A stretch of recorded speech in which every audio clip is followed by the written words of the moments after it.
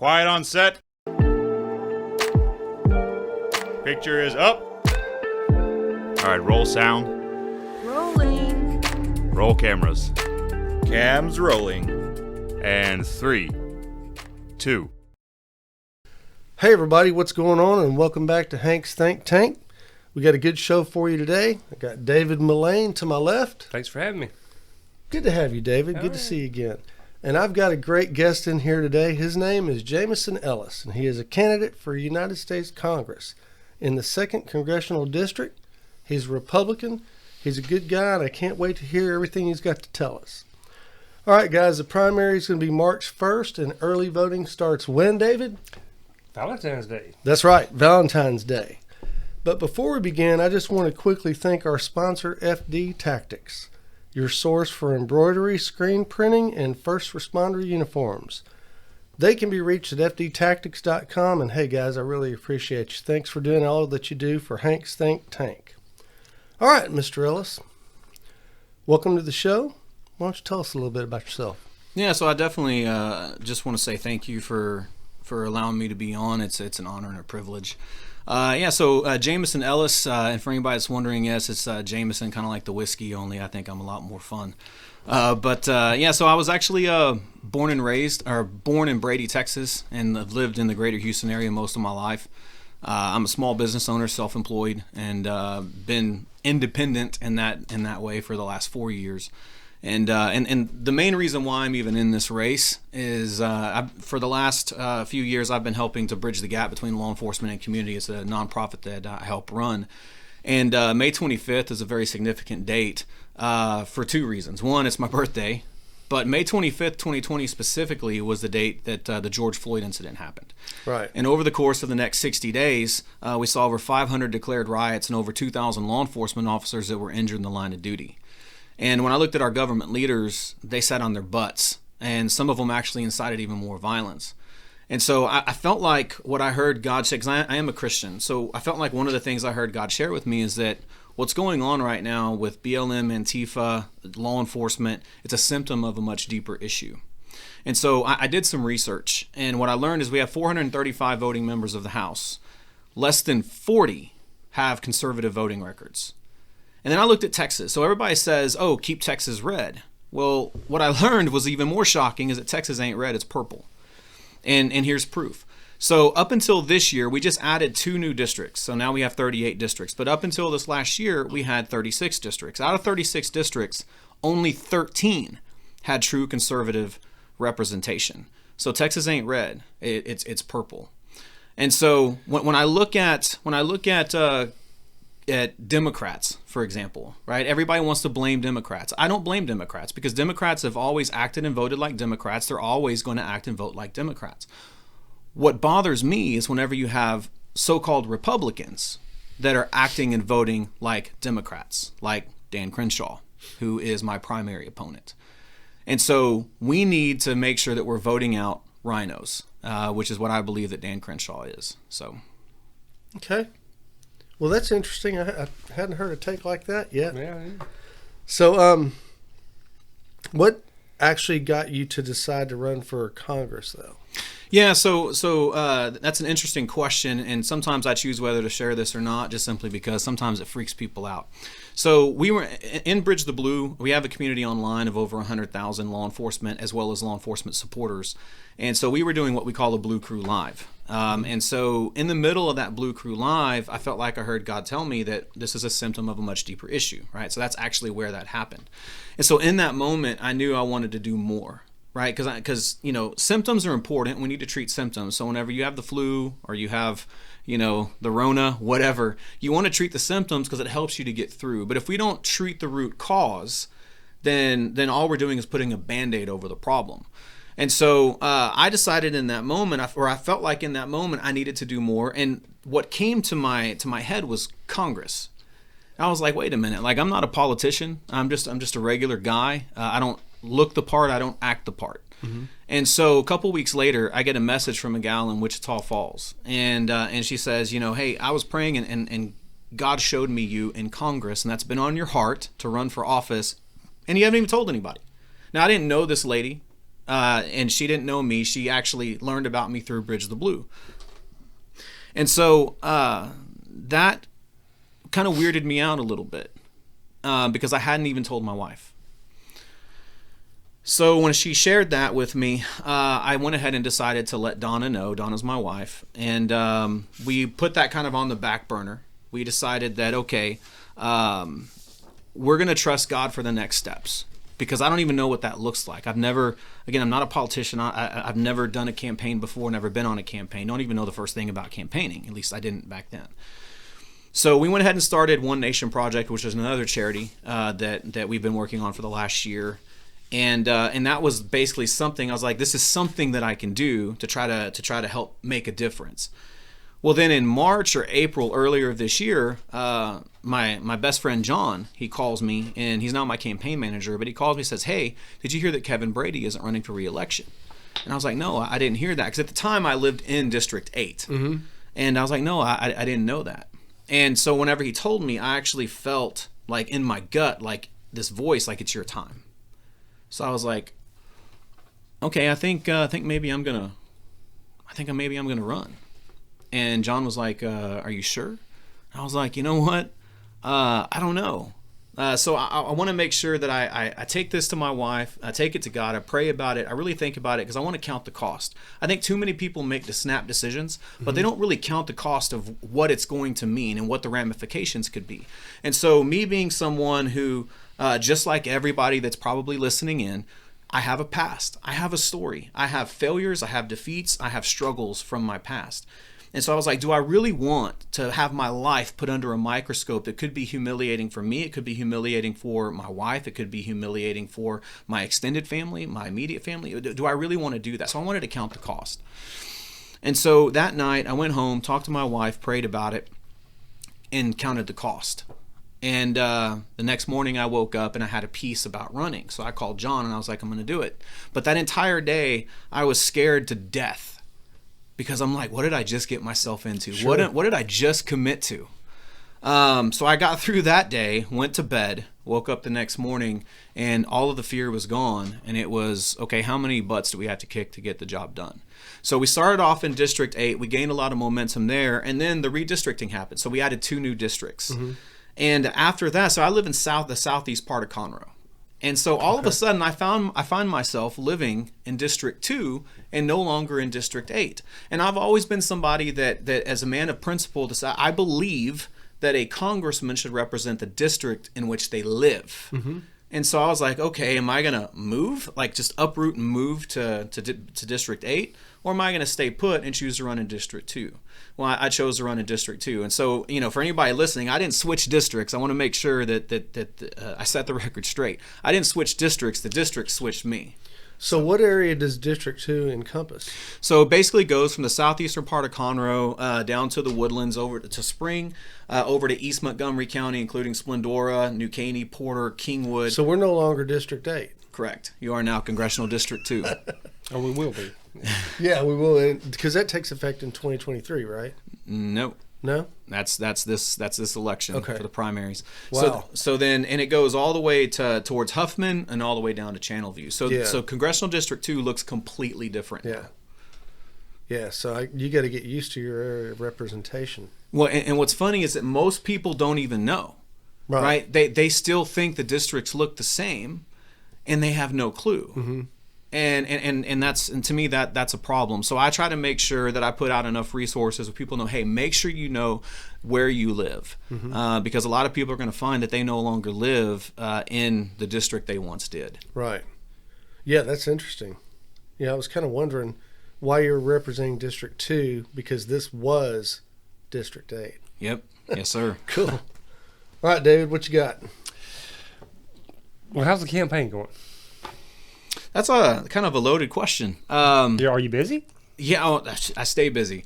So it's kind of funny that today was kind of a work day, if you will. And so as a small business owner, I still have clients that I have to serve. So it always makes it interesting whenever you're running a campaign, but you're also still having to work a job, right? What kind of job do you do? So what I do is I build websites. I do graphic design. I actually do videography, photography. I do digital marketing, social media, stuff like that. So I manage brands. And I look at the entire picture when it comes to a company, what image they're trying to portray, and I build it from the ground up. It could be all the way from internal, like what's the culture, what's the attitude, what's the personality of the business, and then how do we reflect that in the brand, the color scheme, the look and feel of everything.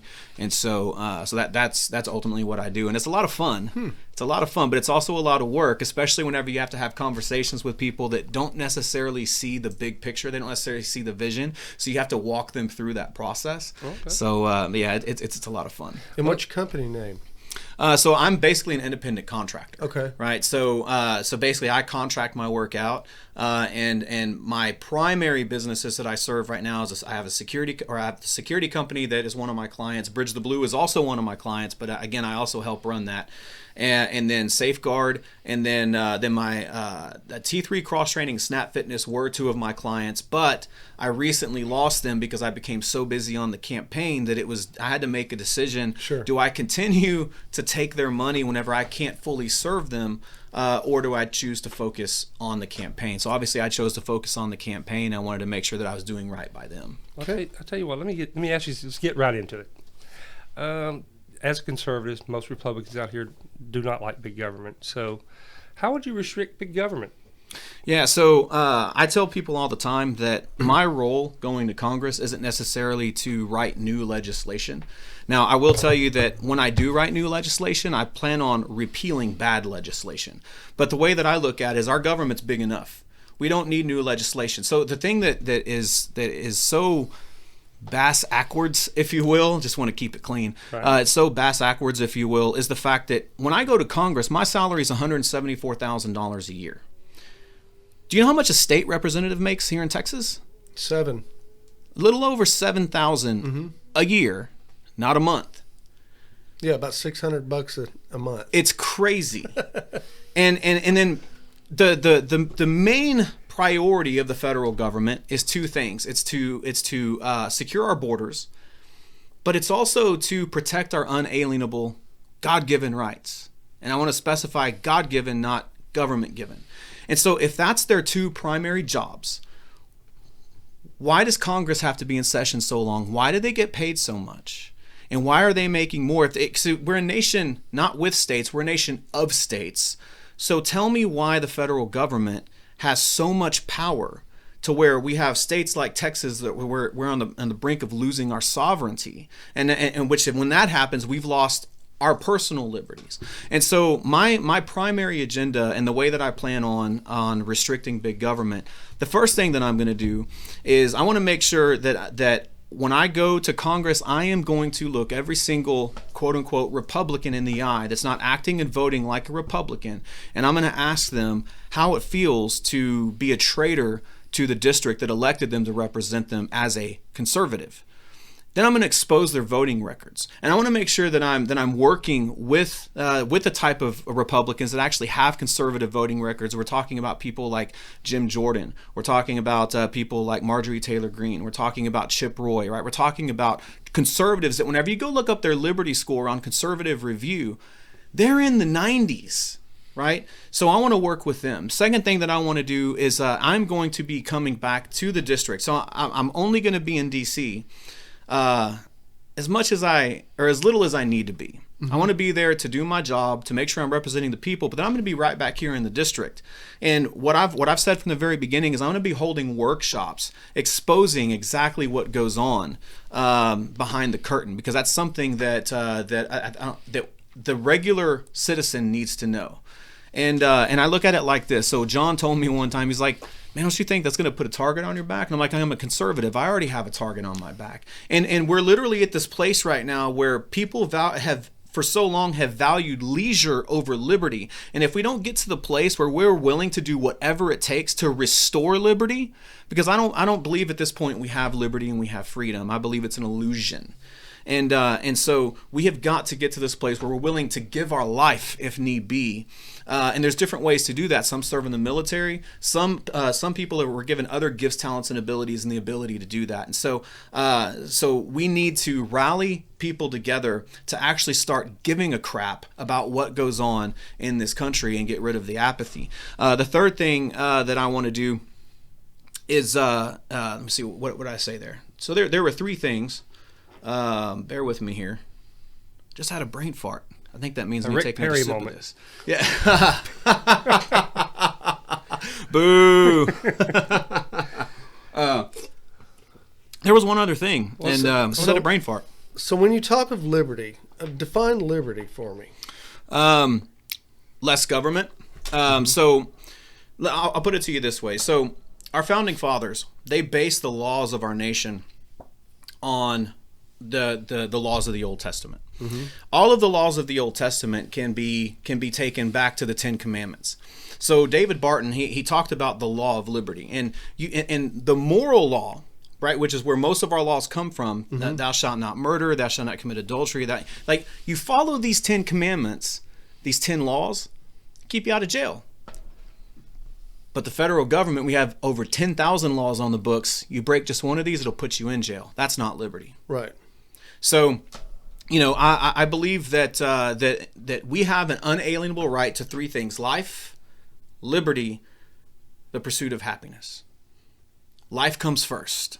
If we don't value life, which is our most basic inalienable right, then we can't truly value liberty. And we have liberty so long as we're not infringing or jeopardizing the life, liberty, and property of others. And so, to me, that's liberty. The ability to be able to pursue happiness, to be able to pursue your dreams, the American dream, without the federal government's involvement, and with the least amount of government involvement as possible. And so, and I'm a laissez-faire free market guy. I believe that you ought to be able to start a business and not have the government stick their nose in your business. I believe that that as a business owner, Good luck with that. there, yeah. but I believe that as a business owner, that whenever you serve the marketplace, because businesses exist to solve problems. If you're not solving a problem, your business won't exist. Now, those problems might not be problems for some, but they're problems for others. But businesses exist to solve problems.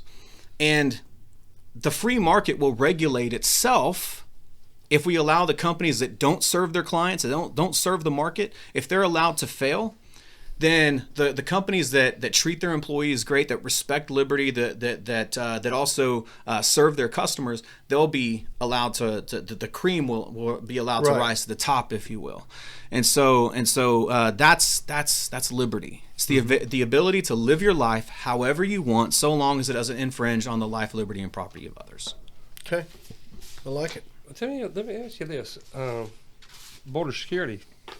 Any alternatives you see? The wall. Tell us your thoughts on that. Yeah, well, we definitely need to finish the wall. The other thing we need to do is end catch and release. So I was at the border back in, I want to say it was September, and I did the whole border tour. And you see a lot of people, they go to the border and they do the virtue signal shot where they're right there, in that same place, and it's like, oh, I've been there. No, I actually took the border tour.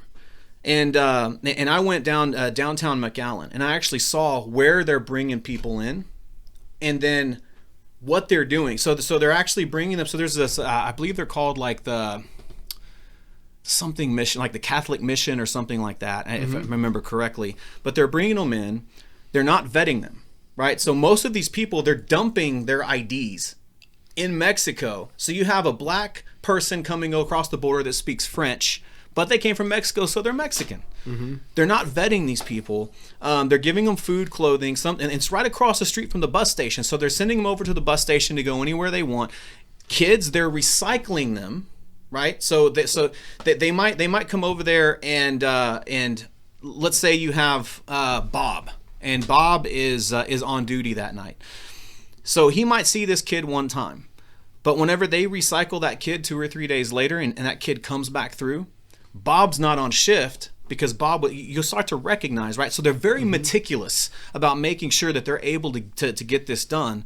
And it's horrible. And then I was with Sandra Whitten, who's a congressional candidate for CD28, and she has bags of these different colored wristbands that represent a different purpose for the cartels, and most of it's related to human trafficking. She's got bags of them. And then we were at the Roma Bluffs, and we got out, and there actually have a picture of it on Facebook that I took, and there were two or three of these wristbands just laying right there on the ground. And I'm like, you come across this often? She's like, oh yeah, everywhere. They're everywhere. But we need to end catch and release. The other thing we need to do is we need to end all the benefits that they're giving to they have access to benefits that we don't even have access to. They're not even citizens. And I'll say this too, and some people hate me for this, others love me for it, but we need to elect a governor to the state of Texas that's going to be a conservative 100% of the time, and not just whenever it's an election cycle. Someone that actually gives a crap about the sovereignty of Texas, that wants to protect Texas, and that's going to fight back against the tyrannical federal government. So, anyways, that's just a handful of things that we need to do on the. Oh, we need to unhandcuff our law enforcement and our border security to be able to do their jobs. It's crazy that you think that they would be able to engage and do what they need to do to protect the border, and they're just not allowed to do it. There's some videos that I could share with you guys that would probably shock you. And just really quick, I want to give a shout out to Walter West. I don't know if you know who Walter West is, but he spends a lot of time on the border, and he'll come and he'll give these border updates. And so I encourage anybody to check those out. The Montgomery County Tea Party PAC, they actually, he comes and he speaks with them quite a bit, and they do border updates. But he's got a ton of resources you can share on exactly what's going on. It's just, it's crazy and it's scary. So Okay. Great. So let's talk about energy independence a little bit. On your website, it says that you are going to promote energy independence. So go. Yeah, so one of the things that we need to do for energy independence is we need to stop giving money to our enemies. A lot of people don't think about this, but so my cousin Wes, he's a truck driver.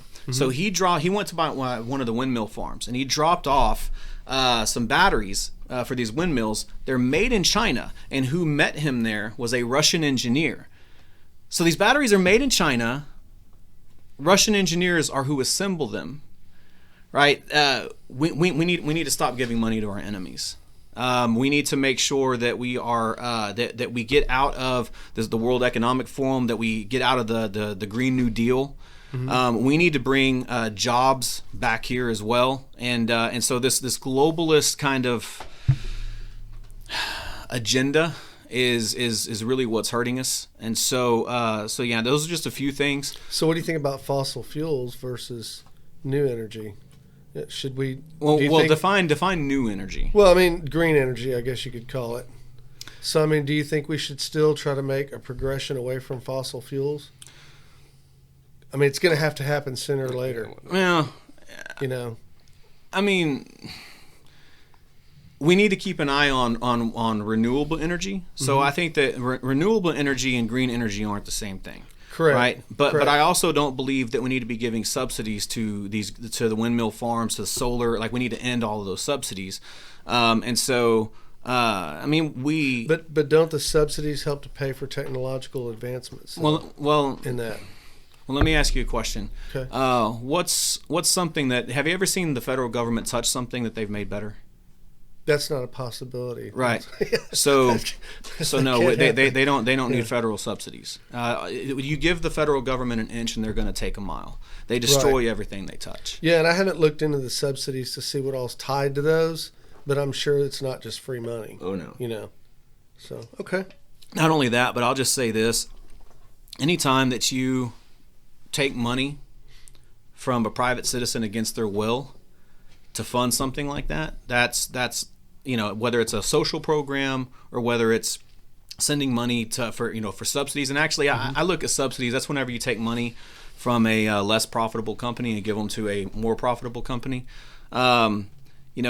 again, that's the federal government being involved in the free market. I think if we just got the government out of the way, now, there would be some course corrections, of course, because that's just the way that it happens, right? Sure.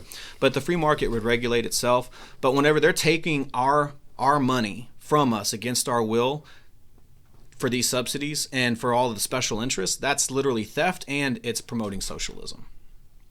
You say against our will, and you mean pay taxes? Yeah.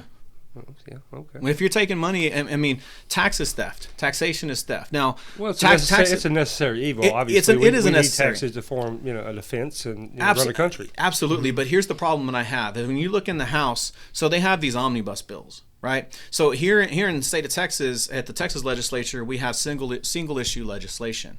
Well, in Washington and D.C., you have omnibus bills. And so they'll put a little bit of good stuff in there, but then a lot of bad stuff, unconstitutional. It's a lot of excess spending.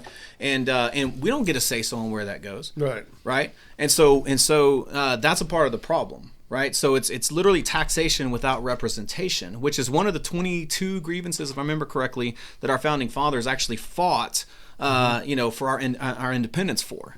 Right. And so, so I am a firm believer in the fair tax plan. And the fair tax plan, it gets rid of the IRS, which some people say, oh, that's a pipe dream. Well, yeah, as long as we keep electing candidates that don't believe in the principles of liberty, then yeah, it's always going to be a pipe dream. But with the fair tax, it would get rid of the IRS, it would get rid of all the special interests, it would get rid of the bureaucracy. And because the taxes are collected at the state level and not the federal level, there's more accountability. So literally it goes down from to about 54, if I remember correctly. So there's 50 states, and then there's 4 territories that actually would be paying taxes on that. So 54 taxpayers versus however many million, here in the United States. More accountability. And would that be a flat tax rate for individuals? It's not a flat tax. So it's a consumption tax, right? So you keep 100% of your paycheck. You only pay taxes on what you spend up to the poverty level. So nobody pays taxes up to the poverty level. So if you are a single mom with 2 kids, and you live under the poverty level, you're not going to pay taxes. You get to keep all of your money. But none of us, no matter how much money we make, are going to pay taxes up to the poverty level. It'll be beyond that. And the highest tax rate anybody would pay is 23%. I think right now it's 36%, something like that. The highest tax rate anybody will ever pay is 23%, but everybody gets the prebate, which is up to the poverty level, right? So everybody gets that prebate. The only people that don't get the prebate are illegal aliens. And they all need to be deported anyway. And to go back to that really quick, I think that any time that an illegal alien is caught crossing the border, they need their eligibility for citizenship to be revoked. No second, third chances. I think the problem has gotten to the point where we need to revoke their eligibility to be able to apply for citizenship. So didn't mean to go backwards on that. But That's okay, but I wanted to get back on the taxation. So how would corporate taxes be accounted for in that particular case? Because at this point, I mean, even the large corporations, they're getting away with a lot, while the individuals are sucking it up. Yeah. So, and if you did away with the IRS, then I'm wondering what agency would oversee all that. There would have to be some oversight. It's the states. So what I would recommend, I don't know, I'm not an expert, if you will, on the fair tax plan, but it is something I've done a lot of research on. What I would encourage everybody to do is go to fairtax.org, and you can read up on the fair tax plan and what all it entails. So I personally have always believed in a flat tax. So our founding fathers, whenever our nation was initially founded, again, like you said, taxation it's a necessary evil, right? Yeah, it's something you got to do. It's something we have to do. But right. I'm a firm believer in Jeffersonian tax principles, and so our founding fathers believed in what was called a flat tax, right? And so a flat tax is. It's not necessarily the most fair, and that's what I was actually pushing until I learned about the fair tax. And there's several reasons why the fair tax is better than a flat tax. But I always kind of looked at the flat tax kind of like in church, you tithe 10%, right? So maybe we consider that to be a flat tax, right? But the the fair tax, after I thought about it, I was like, okay, that's a little bit better of a plan than a flat tax. And the fact that we will probably never ever get to that place where we're just going to have a flat tax. That's kind of a pie in the sky, and that's what I've been told by a lot of people. And so, we can always push for the best, right? But and hope for the best. But the fair tax has been promoted by several very well known people that have been in politics. And I'm trying to remember who was the governor of Arkansas. Clinton. No. I think it was Arkansas, but Mike. What was his name? Mike. He was a Baptist preacher. Got me on that one. Why am I having Rick Perry another moment. brain fart? Yeah. Stop comparing me to Rick Perry, man. But no, it's totally cool. I'm trying to remember off the top of my head. I was giving you a hard time. It's all good. Are you familiar with the American Families Plan at all? Have you taken a look at that? I have not. Yeah, it's a pretty big, nasty proposal. Check it out if you get a chance. I'm sure you'll be against it. Now you got me curious. Now I got to pull this up. Well, there's two components to the American Families Plan. One is a tax enforcement component, where they're gonna I think add $327 billion over the next 10 years to build up the IRS. And in addition to that, right now, if you make a deposit or you take a withdrawal from the bank of $10,000, it gets reported to the IRS. They want to lower that amount to $600. So for every transaction you make, and the banks are set up for this already. I mean, they've already got, IT-wise, they've already got the databases and the infrastructure in place. So reporting won't be a big problem. The problem that I have with it is they're going to know every transaction every individual makes, and eventually they want to phase out all the tax preparation offices and just have the IRS do it. So like TurboTax and things like that wouldn't be legal anymore. So you would go to the IRS to file your taxes. That's scary. And they'd already have it. And they'd already have it because every transaction you made, $600 or more, has been reported to them. Then they can start using that data for national averages and everything else, so they can take a look at you and say, well, wait a minute, you use more toilet paper than the average citizen does, so we're going to send you to the doctor, and by the way, that's going to cost you. And I mean, yeah, we're getting to the point to where there's going to be governmental control over every aspect of your life. The American Families Plan is just a good starting point for that. So yeah, check it out. But you need to go to whitehouse.gov, and you also need to go to the Department of the Treasury to find the tax compliance component, because it's not under the whitehouse.gov. It's somewhere else. They hid it. But yeah, it's there. And I wonder why they hid it. It's called the American Families Plan. They don't want people to read it. Yeah, they don't want people to know what's really going on with the American Families Plan. And it looks pretty on the whitehouse.gov website. I like it. They want to help children and give everybody free college and this, that, and the other. Where's that money going to come from? The IRS. Because they're going to squeeze it out of every one of us. And it looks like it's going to pass. Oh, really quick, by the way, it was Mike Huckabee. Okay, Mike. I was thinking of him. I remember him. Yeah, I like him. Yeah. Okay, so let's talk a little bit about voter fraud. What would be your plans to reinstate voter confidence? Because I think our biggest problem right now may be voter fraud, but I think our biggest problem is voter confidence. Yeah, no, I definitely agree. And to a degree, they're kind of one and the same. Absolutely. If the confidence would be reinstilled if we knew that the likelihood for fraud was little to non-existent, right? Mm-hmm. So the first thing I think we should do is we need to have one day. Let's get rid of early voting. Let's have one day. If I remember correctly, this was a week or two ago. Mike Lindell had talked about the different types of paper that you can use, and I didn't get to watch that. I just kind of heard about it, and I need to go check that out. But I believe that we need to be looking towards the future, and so I'm a big fan of blockchain technology. Okay. So blockchain technology, it's decentralized, so it's not owned by anybody. Right. And I think that's extremely important. Right. It also is more secure because it's mathematical equations that figure it out. The foundation of Bitcoin. Yeah, absolutely. Yeah. It's transparent, and it's 100% auditable, yet it's also anonymous. Mm-hmm. So it's got all of the right factors to be able, and the way that I look at this is nothing really changes for the voter. right? The voter can still go and vote, and whenever they cast their vote, they get a receipt that shows them exactly how they voted. And I think that's important.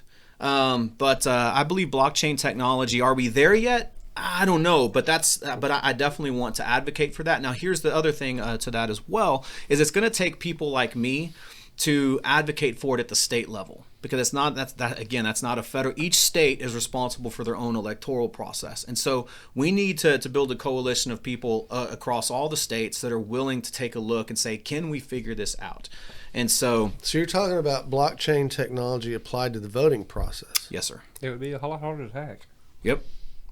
Hold on. I just gotta, I have to absorb that for a second. I'm an IT person, so I got to make that work for a minute, because I haven't applied it anywhere else besides crypto. Yeah, crypto. Well, a lot of our medical records are going that direction now. Wow. Yeah. Hadn't thought about that. Mortgage loans, documents. Okay. A lot of documents are going that way. Yeah, blockchain. I mean, I just love that. So I was on a Twitter space. Could work. I was on a Twitter space last week, and I had this one gal out of Alabama. She was a sweet lady, but she was like, "But who owns the blockchain?" I was like, "Nobody." It's everybody.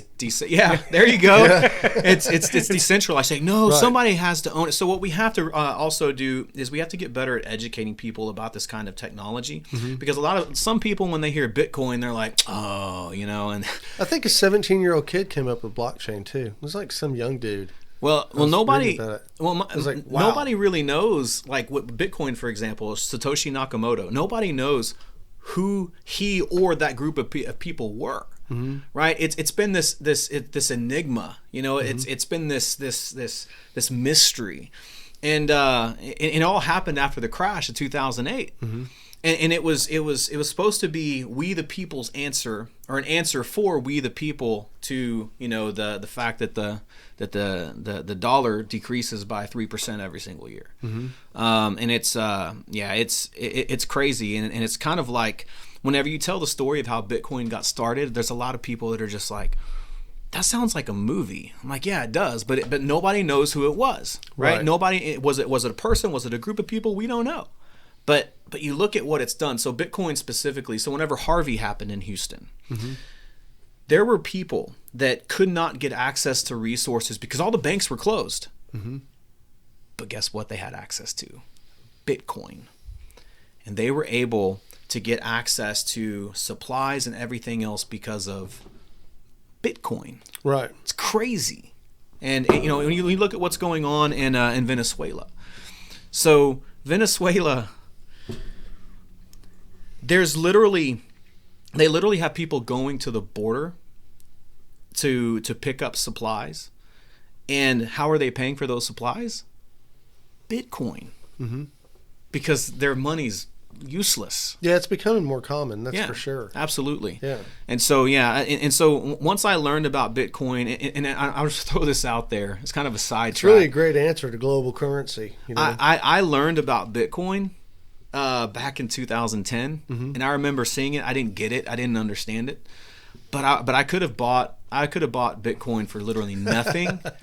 And if I would have had the vision, maybe I would have been a Bitcoin millionaire. Right. And I keep kicking myself in the butt. So I'm like, you know what? I'm going to remain open to new opportunities. Sure. And stop being so closed-minded about things.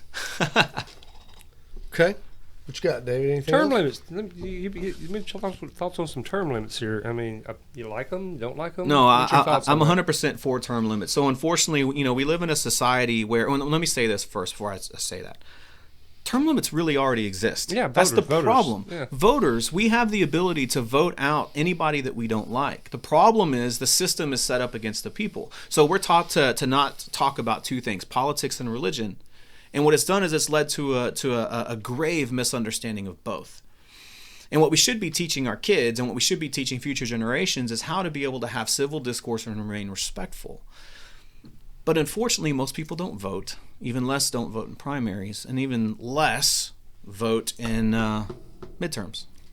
Well, the problem that I see is that it's education too. Yeah. It's extremely difficult to get good information about how many candidates are in a race, what district that race is in, I've even found that, like here, for instance, a lot of people don't even understand or know what a county commissioner does. Yeah. You know, and so I think it all boils down to people need to take the time, and it doesn't take that long. A little bit of time here and there, and you can learn a lot.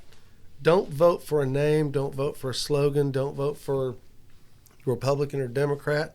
You need to vote for a guy who supports the kind of ideas that you have, you know? Yeah, absolutely. And a guy that's going to do the right kind of job and somebody who will be accountable and things like that.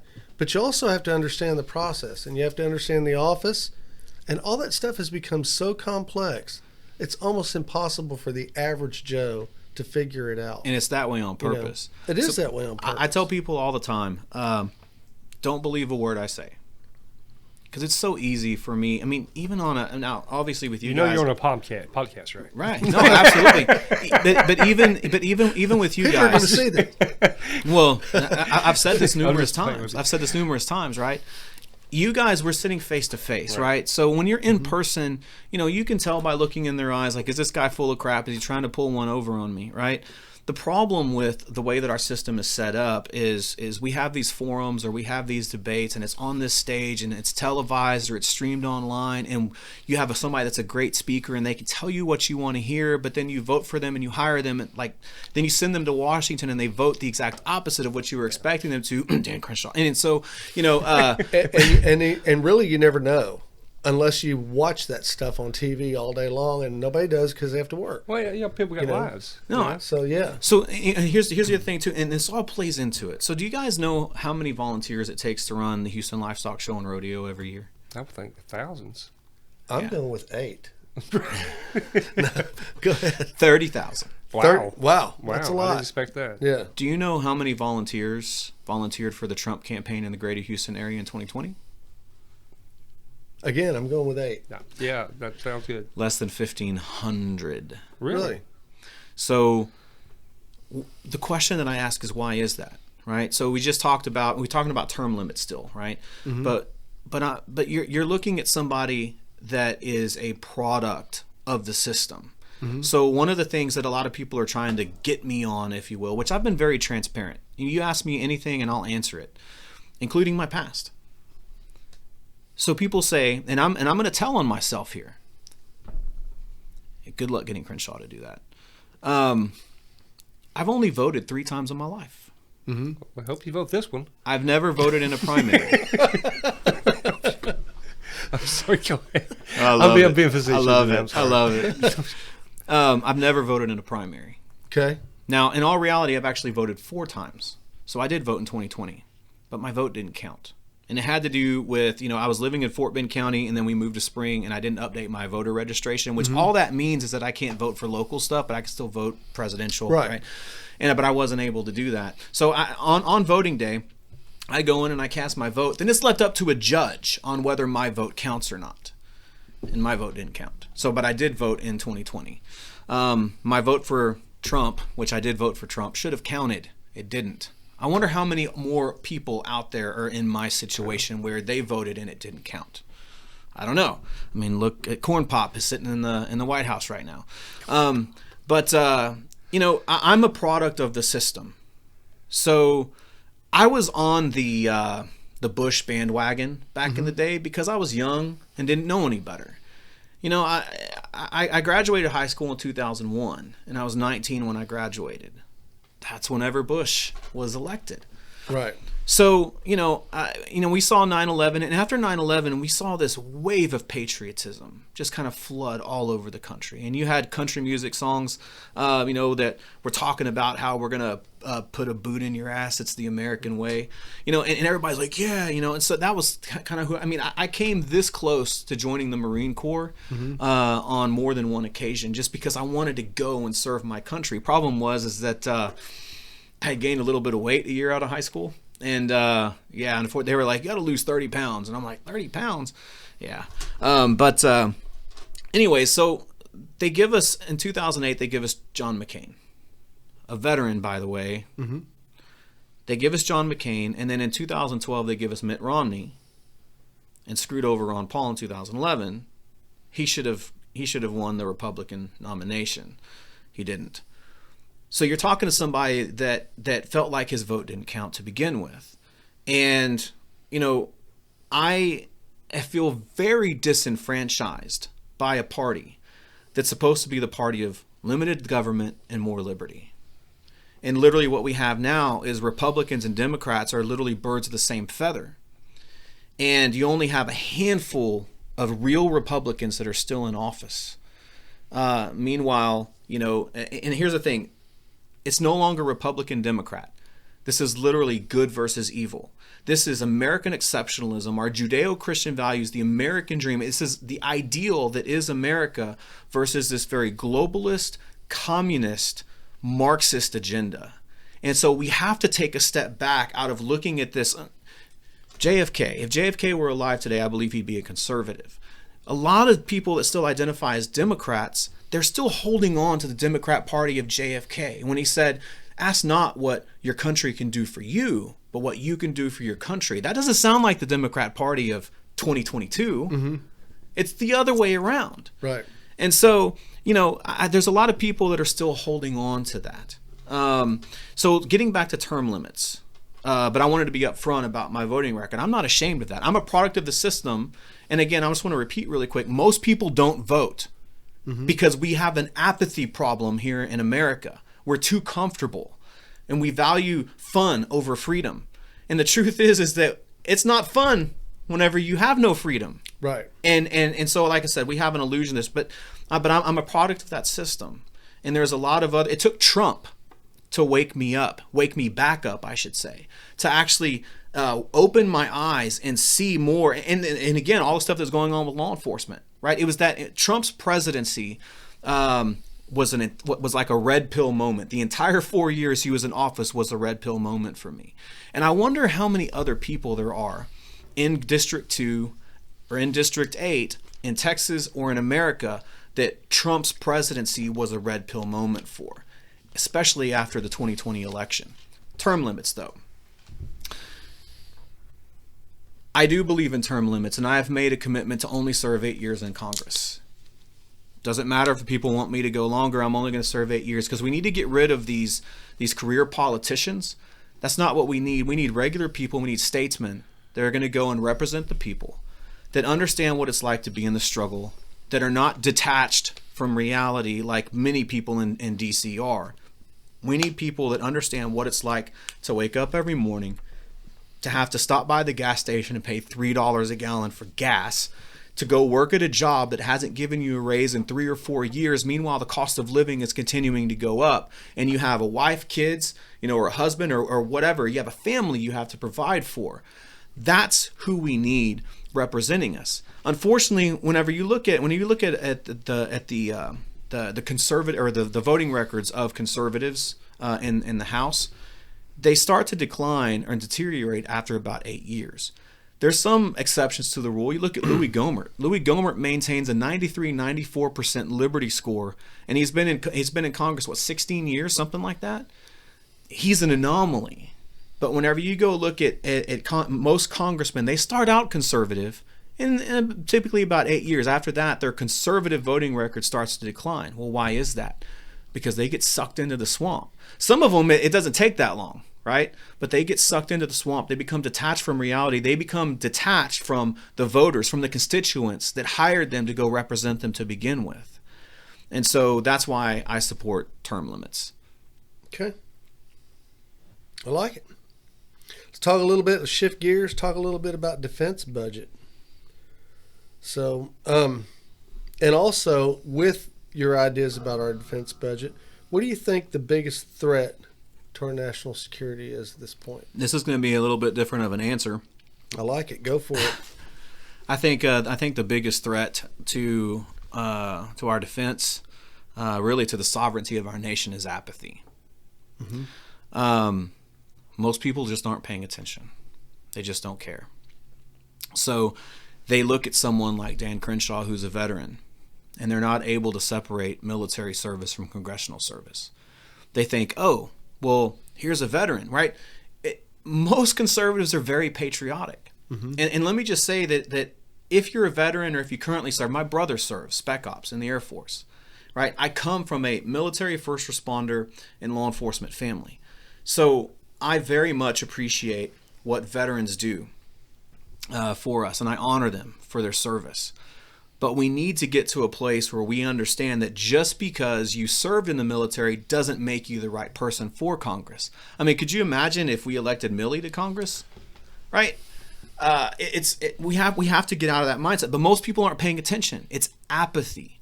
And we're getting away from the Judeo-Christian values that our nation was founded on. We're getting away from what it truly means to be an American, and it's something that's been happening over the last century. By the way, we've become so used to the government solving our problems, and the government regulating our businesses.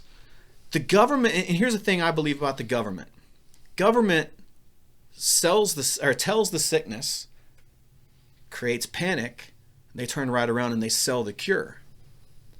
So apathy is the worst thing, and that's probably the number one problem that is a threat to our national defense. And again, it's a little bit different of an answer than what other people might have, but if we don't start doing something different, we're going to keep getting what we've always got. So do you think big government is the cause of apathy, or do you think it's just conditioning? Well, I think that the conditioning has come from big government. I think it's all one and the same. I don't think you can really separate one without the other on the scale that it is. Now, apathy is always going to exist because we all have a past. We have things that we've gone through. And so some people naturally a little more apathetic because of their experiences. But if you look at overall, so you look at and also because apathy is lack of effort. You know, so, and I think people are at the point now to where they feel like they put enough effort in as it is. They go to work, they do their thing, they pay their taxes, you know, they eat crappy food, they watch crappy TV, and that's all the effort they're willing to give. Well, it's kind of so, you know, it's funny that you say that because, you know, yesterday we were asked a question about CRT, critical race theory. Right. And like, how do we combat that? You know, and my answer is very simple. Because our education system, no, that's a lie. We don't have an education system. We have an indoctrination system. Yeah, you're right about that. And so, but we go to school, and this is what we learn. We learn, go to more school and rack up a bunch of debt so you can get a good job and then retire a year before you die. And that's just what we're taught. Why aren't we teaching things like entrepreneurship? Why aren't we teaching things like how to steward money, how to grow money? Right? Why aren't we teaching those things? Oh, because all of a sudden you've had an entire generation of independent free thinkers that becomes a threat to the big government philosophy, right? And so CRT, my answer is exactly the same. If we want to fix the issue with CRT, if we want to fix the indoctrination, if we want to fix all of this stuff, we need to get the government out of our education system and defund the Department of Education. There's no constitutional authority for the Department of Education to even exist. It's wasteful spending. It's the parents' responsibility. I think parents need to be empowered to take responsibility for the education of their kids. And again, I go back to the question that I asked in the beginning. You know, can you name one thing that government's touched that they've ever made better? Right. So. Okay. So how can the voters learn a little bit more about Jameson Ellis? Yeah, so hopefully they've learned a lot today. I think so. Yeah. And again, I definitely want to appreciate you guys for having me on. It's been a lot of fun, and I love the joking and everything else. Yeah, it's lighthearted. Yeah, no, absolutely. You guys have been amazing. So you can go to JamesonEllis.com, and that's Jameson like the Irish whiskey, JAMESON. Ellis, ELLIS.com, and then go there. They can read about my platform, what I'm fighting for. They can also donate. And so if there's one thing that people can do that's probably the most important thing is they need to donate, make a contribution. So Dan Crenshaw currently has $4.2 million cash on hand. Can you guys guess how much of what he's raised has actually come from within the district here in District 2? 4.2 million? I'm going with $8. $8. Less than 1%. 0.65% of all the funds that he's raised has come from the district. Oh, I'm sure this is not a wealthy district. No, it's not. You know. Most of his contributions come from, besides Texas, most of his contributions come from 3 states: California and New York, two of the most liberal states in the union, and Florida. So that's literally what we're up against. And so one of the things that I ask everybody is to make a contribution, whether it's $1, $5, $10, $50, it doesn't matter. But join the fight to restore liberty and fire Dan Crenshaw from DC, or hashtag fire DC from DC is the hashtag that we use. But you can go there, learn about my platform. I'm also on Facebook. I am on Instagram. I'm on Twitter. I'm on YouTube. I'm on Getter. I'm on Telegram. And I feel like there's one that I'm missing, and Gab. And I'm also on Gab. Okay. So cool. So and the handle is at the Jameson Ellis. Okay, fantastic. Do you have any forums of debates, anything that you're going to be going to? Actually, tomorrow or today, Thursday, right? Thursday's mañana, yeah. Yeah. So tomorrow I have a meet and greet at Splendora Cafe at 7 o'clock. Splendora Cafe? Yes, sir. Awesome.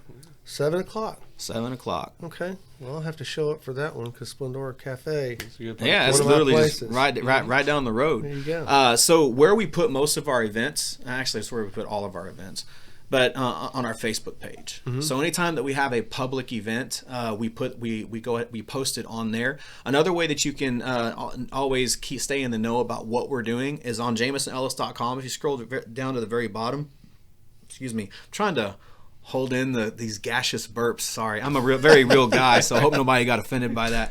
But if you scroll down to the very bottom of the website, it says follow the campaign, enter your first name and email address. We're not going to spam you. That's just so you can stay in contact with the campaign, and whenever we have an event, then we'll send out an email to make sure that you always stay in the know. So if you really want to make sure you never miss anything from our campaign, you can go there, subscribe, and always stay in the know. I think it's like the third time I said that.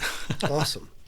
Well, there you have it, guys. Jameson Ellis running for Congress. He's got some really fresh, interesting ideas. And if you want to learn more, it's jamesonellis.com, correct? That's it? Yep. And he's also on Facebook, Instagram, and everywhere else you'll find social media. And this is one of the things that I want you guys to remember. Learn as much as you can. Figure out who your candidates are. Figure out what your ideas are. And vote for those types of things. Don't just vote for a name or a slogan. Do it right. Put the right people in office, and let's turn this ship around and get it going in the right direction. For David Mullane, I'm Hank Vatt, and this is Hank's Think Tank, and we're out.